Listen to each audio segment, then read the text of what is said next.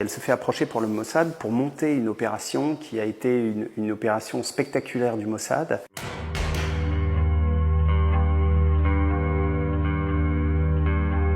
En 1997, le Mossad nomme comme numéro 2 non pas un homme, mais une femme. Il s'agit d'Aliza Magen.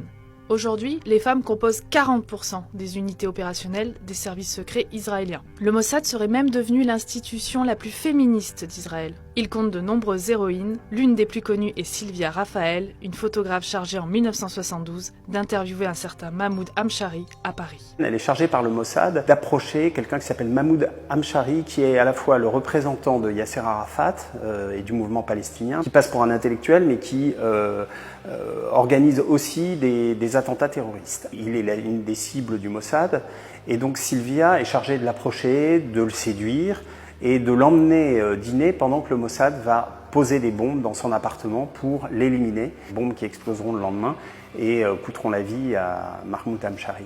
Dans leur livre Les Amazones du Mossad, Michel Bar-Zohar et Nissim Michal reviennent sur les dernières minutes ayant précédé l'explosion. Aux commandes de cette opération, 3 hommes. L'un, installé dans un café, les 2 autres dans une voiture. Un récit digne d'un film. L'homme du café demanda la permission d'utiliser le téléphone du comptoir et composa un numéro qu'il connaissait par cœur. « Allô ?» répondit une voix d'homme. Le docteur Hamshari. Lui-même.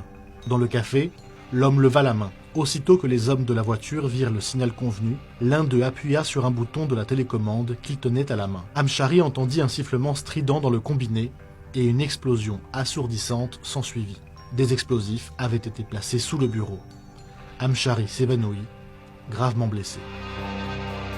Parmi les autres Amazones du Mossad que nous pouvons citer, Yola Reitman. Cette plongeuse professionnelle fut recrutée dans les années 1980 pour l'opération Brothers, un vaste sauvetage de juifs éthiopiens persécutés. Elle se fait approcher par le Mossad pour monter une opération qui a été une opération spectaculaire du Mossad, puisqu'il s'agissait d'exfiltrer les falachas, ces juifs éthiopiens du Soudan qui étaient victimes d'une guerre civile absolument calamiteuse et tragique. L'État d'Israël voulait récupérer et faire sortir du pays ces juifs qui étaient martyrisés dans des camps de réfugiés dans des conditions horribles. Alors ce qu'elle va faire avec l'appui d'une équipe du Mossad, c'est créer un club de plongée factice qui recevra d'ailleurs des touristes du monde entier au Soudan, sur les côtes soudanaises. Cette base de plongée, quand ils ne font pas des stages de plongée avec des touristes, eh bien ça sert de base logistique pour exfiltrer des milliers et des milliers de réfugiés et derrière, plusieurs fois, l'armée soudanaise vient enquêter sur le centre de plongée. Ils mettent en avant Yola,